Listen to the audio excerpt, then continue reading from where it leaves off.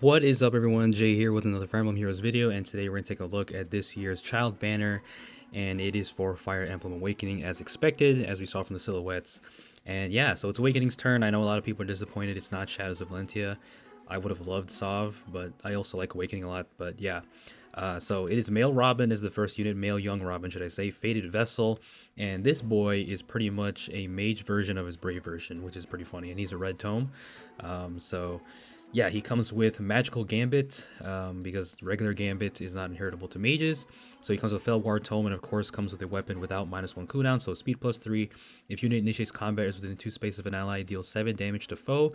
As combat begins, some more start of combat damage cheese, which I'm not a fan of, but here we are. And then he grants all to his stats plus X to unit. X equals 16 minus the foe's max special cooldown count value times 2, minimum 8. If foe does not have a special skill, X equals 8, so more stats depending on the special cooldown count of the foe. And then reduces damage to the foe's first attack by 30%. That's pretty standard, and that includes the brave hits. And then he neutralizes effects that inflict the guard status on him, so he doesn't care about that. And also, if unit's max special cooldown count value is greater than or equal to 3, and units attack and trigger unit special, when unit special triggers, neutralizes reduced damage by X effects from non-special skill. That is really good for a mage to have damage reduction piercing in your weapon, because you don't have to run Special Spiral 4, you don't have to run the Goose Friend, so that's really good. And then if unit initiates combat, applies Divine Vein Flame, because why not?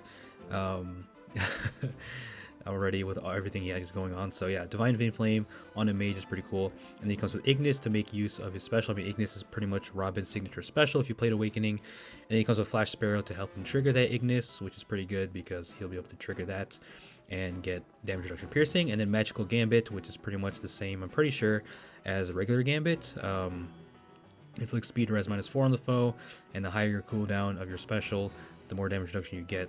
And then time to tip the scales, or should I say tip the scales. I'm used to him saying time to tip the scales. But yeah, tip the scales gives you Rally Spectrum, which gives you that special acceleration in combat, and the +5 to all stats to yourself and your allies. So one of the best statuses in the game, honestly, which I'm kind of surprised I don't see much more of. Like, I don't really fight Brave Robin that much. Sword Infantries are very competitive, but it's a really good support to have, and it also helps against, scowl effects and whatnot. So that is young, I was about to say Brave Robin. He's basically Brave Robin just as a mage. But yeah, this is young male Robin. Grants allies Rally Spectrum and can move next to them, and eliminates foes. Yeah, I forgot to. Rally Spectrum can let you teleport. So yeah, that is young male Robin. Cute art for sure. Everybody here has got cute art. I mean, every young banner is full of adorable little kids and children that are going to destroy your life. So there is Robin taking out note. The animation is wild. That's crazy. All right, so the next unit on the banner is, I believe it's Emerin. So Emerin finally gets an alt after her introduction a few years ago, Selfless Exalt, and she lives up to the name, Emerin being, of course, one of the most selfless Fire Emblem characters if you ever played Awakening. And she comes with an inheritable special called Magic Shield. This is Aerith coded. This is really cool because this gives her the ability to move after healing. So as you can see, she healed her sister Lissa, and then she moved again. So that's a pretty nice thing that healers can have now. They already got other specials before, but this is really good because now Emerin can provide that support and teleport around with the Oath skill, and then her weapon also lets people teleport to her, which makes sense being her caring and loving character. So Exalt's War Staff has the Dazzling Staff effect, -1 cooldown, and then if unit's HP is greater than or less than or equal to 60, or if unit has entered combat or used an assist skill during the current turn, allies can move to a space within 2 spaces of unit. So there's a teleportation for her allies, and then grants +4 to all stats within 3 spaces of unit during their combat, and restores 7 HP to those allies after their combat, so more healing support. And then if unit is within 3 spaces of an ally, grants attack res +6 to unit, makes a guaranteed follow-up attack, and deals 20% true damage of your res during combat, excluding AoE. So this is a pretty nice weapon, supportive-wise and also combat-wise, because she's going to be a little bit slow. That's why they gave her the GFU, guaranteed follow-up attack. And the Magic Shield Plus is the the assist. This gives you the ability to restore HP equal to 50% of unit's attack, minimum 8, to target an ally, and grants the following effects to target ally for 1 turn, attack res +6, and neutralizes penalties on unit during combat. That's really good. So not only are you healing them, you're also giving them a status, and then after that you can move again. So if used on turn 2 onward, so there's a bit of a restriction there. It doesn't work on turn 1, but that's not too big of a deal. So if used on turn 2 onward, grants another action and inflicts restricts movement 1 space on unit and pair up cohort to the next action. So yeah, you are going to get the gravity status on yourself, but still being able to move like that is pretty cool. And if you do have the oath skill like she does come with, then I don't think the gravity really matters, I think. So that's great. And then effects that can trigger on turn 2 will not trigger again for 2 turns after triggering. So using this skill has no effect on special cooldown charge, and unit does not gain XP or SP.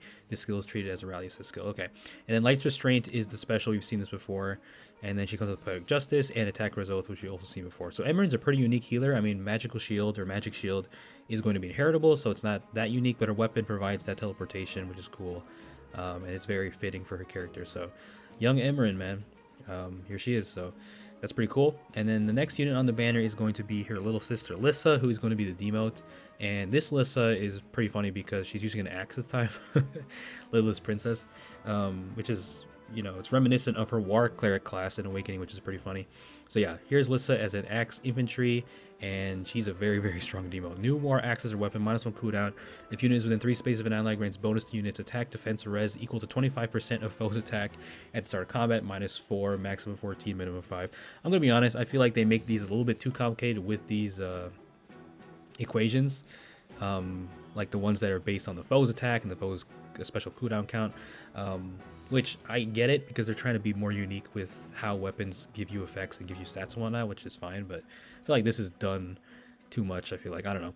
But yeah, neutralize effects that grant special cooldown charge plus X on foe, and inflict special cooldown card or special cooldown charge -X on units. So the tempo effect built into this, and the reduces the effect of deep wounds. So she also stops fatal smoke a little bit, so that's great. Kind of like Special Spiral or Special Fighter 4, and then reduces damage from the foe's follow-up attack by 80%. So wow, that is a lot of DR. That's reminiscent of Brave Ike, and that includes the Brave hits. And also, if unit's HP is greater than or equal to 70, deals damage X percentage of unit's defense when unit's attack triggers. So true damage based on her defense, which she's going to have a lot of that. And when units attack triggers, unit special otherwise restores HP X percentage of unit's defense. Okay, so either she deals true damage or she heals, which is pretty cool, of her defense to unit when unit's attack triggers unit special. X equals unit's max special cooldown count value times 10 plus 10. So as you can already tell, I mean, we've seen this before with Brave Robin and stuff, but a lot of the Awakening characters here are going to be based off, you know, triggering their special and whatnot, and we'll definitely see that with the duo. So that's what this weapon is also like. So yeah, new War Axe is really strong. Bonfire, defense, res, finish, which is cool that we get the prerequisite for this, because you can inherit the Finish 4 and Lagoose Friend 4 from Emblem Ike if you do so desire. So that's pretty cool. And then Times Pulse 3 is her C slot, which is another good prerequisite fodder. So yeah, Lissa's a really good demote for sure. Gonna be really strong. Can augment her special based on her HP level. With low HP she heals. Okay, so yeah, so low HP she heals, and with high HP she hits extra hard. So that's pretty cool, that how her weapon functions differently depending on her HP. Haven't really seen something like that. I mean, we've seen HP conditions, but nothing like that where it gives you the true damage and the ability to heal. And then here's the duo, Vessels of Fate, female Robin and Crom. So yeah, pretty adorable. They are a blue mage infantry this time, and they bring some crazy stuff when it comes to a mage. So as you can see, they inflict the status on them, and this is pretty much like the reverse of Rally Spectrum, and it's called Hush Spectrum. So that's pretty cool. So it's a new status. Draconic Pax is their weapon, -1 cooldown. If a rally or movement assist like reposition, shove, pivot, etc. is used by unit or target units, grants special cooldown count -1 to unit, and inflicts Hush Spectrum on the foe. So a really easy way to lower their cooldown when they already have -1 cooldown. And then you inflict Hush Spectrum, which we'll just skip ahead to read it. So Hush Spectrum inflicts -5 debuff on the foe, and if units attack can trigger unit special, inflicts special cooldown count -1 on unit before unit's first attack during combat. So remember, you're inflicting this on the foe, not yourself. So you're not punishing Robin or Crom here, you're punishing the foe whenever you use the assist. So, and it doesn't have to be a rally assist, it can just be a repo, which is what they come with. So you're inflicting -5 on the foe during combat, which can be huge, and then you inflict the in-combat pulse smoke, kind of just like, you know, what we've seen with Scowl skills, I think. I'm pretty sure this is similar, or at least somewhat similar. So yeah, inflict special cooldown count +1 on unit before unit's first attack. Cannot exceed the unit's maximum special cooldown. If unit's maximum special cooldown is reduced, special trigger is accelerated, and a foe's attack can trigger foe special. So much special wording. Grant special cooldown count -1 to foe before unit's first attack during combat. So yeah, Hush Spectrum is going to be nice to cripple some opponents, because not only do you debuff them, you also stop their specials if they can trigger it. So back to the weapon, you inflict Hush Spectrum on foes within 3 rows of 3 columns. So that's a pretty you know, that's a standard range. And then if rally movement skill or rally or movement assist skill is used on unit or target's unit after unit has already performed an action, grants another action to unit once per turn. So just more movement chi shenanigans. I mean, Crom has introduced this for a long time with his legendary, you know, to change fate and all that.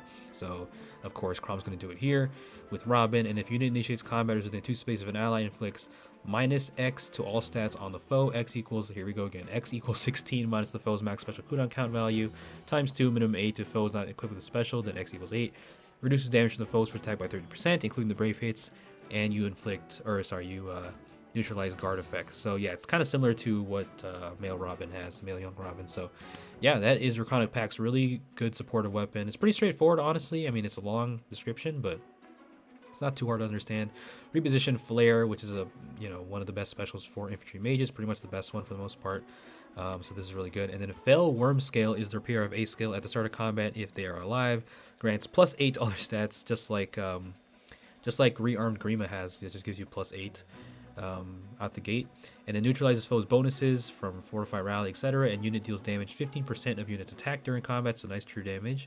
And also when special triggers, you also neutralize the damage reduction, so just like another similarity to male Robin. And at the start of combat, if you're HP or if you're alive, you restore 7 HP to unit after combat. So yeah, really good, really good A skill. It's pretty simple again. And then we have a tier 4 link skill. This is pretty crazy. So if a movement assist skill is used, so this is all working together with the, you know, movement shenanigans that Crom always brings. So if a movement assist skill like reposition, shove, etc. is used on by unit or targets unit, grants attack speed +6 and Canto 1 to unit and target ally or unit. Sorry, a target ally or unit and target an ally for 1 turn. So Canto's nice. I never expected a tier 4 link skill right now to be on this banner, so that's cool. And then inflicts speed -4 and defense res -2 on the foe, so very small debuff, but that's you know, it's still stats. And unit deals +X damage during combat. X equals the highest total attack speed bonuses among unit allies with Canto 1 active. Wow. Okay, that is pretty cool. So it gives you true damage. Depending on the amount of people to have attack and speed buffs, but they have to have Canto 1 active. So it's a bit of a restriction. If they didn't have this Canto 1 part, it'd be a lot stronger. But having that true damage, that flat damage basically, is really nice. So that works with this skill because you can give everybody that Canto 1 that is going to move with you and reposition and whatnot. And then infantry no follow-up to round out the kit because they do not have no follow-up built in. So yeah, that is duo Crom and Robin, or should I say Robin and Crom, because Robin is the lead this time, which is nice. So Crom getting a duo with both female and male counterparts of Robin can disrupt status effects that slow specials, and their duo skill speeds up nearby ally specials in a 7x7 area. That is a ridiculous range. I think that might be the biggest range so far, because usually it's 3x3 or whatever, 3 rows, 3 columns, but 7x7 is like the whole damn map, I'm pretty sure. So yeah, there's Duma succumbing to the wrath of Robin. So yeah, remember when Duma was the best armor save tank for a while? Good times. But yeah, the animations are pretty sick though. Jeez, that's definitely some Grima magic going on.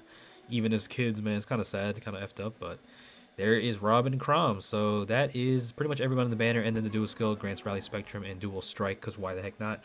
Rally Spectrum and Dual Strike within 7 rows and 7 columns, which is pretty much the whole map almost, or it might be the whole map. So yeah, Dual Strike and Rally Spectrum are really good. Especially Rally Spectrum. And Dual Strike can be countered, but Rally Spectrum, not so much, not as easily. So that is their dual skill. Definitely one of the best in the game, and the range is ridiculous. So yeah, that is duo Robin and Crom, definitely coming here with a vengeance. As expected, I mean, every child banner brings some really strong units, and this one is no exception. And we have Frederick down there. He is the Tempest Trial unit, which I'm pretty excited for, because Frederick, I like Frederick a lot. I mean, he's a fan favorite. And he hasn't had an alt since 2017. His last one was his summer version back then, over almost 7 years ago. So it's good that Frederick's getting one. So that's nice. Would have liked to see more Awakening characters, maybe like Long Cube or something. But either way, I'm glad Frederick's getting an alt at least, because everyone here has an alt except for Emran, I think.